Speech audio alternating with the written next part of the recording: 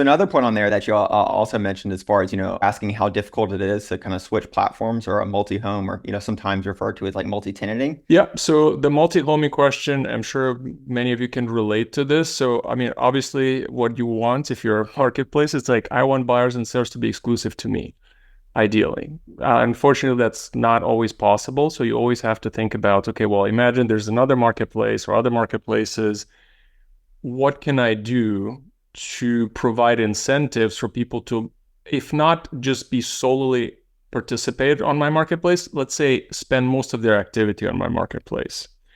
And I would say, I mean, again, you can think of lots of ways to provide those incentives. The one thing I want to mention here, it's something that I feel very strongly about, I see a lot of marketplaces default to financial incentives. So it's basically, yeah, you can basically, honestly, you can always pay people and they'll be exclusive.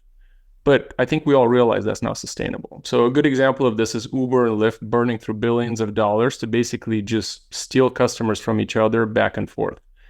I don't think that was a very constructive way of doing it, because you offer loyalty, you offer discounts, and then once you stop the discounts, you're back to basically, well, I still have to compete for those customers.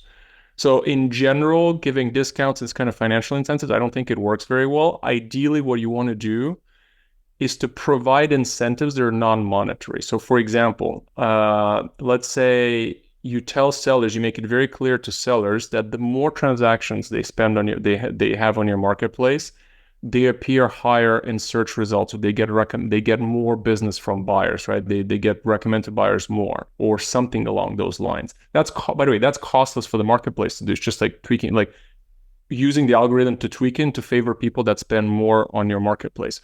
Or having the ratings and review, like if the ratings and reviews are very good and really matter, well, obviously, like, so think about Airbnb.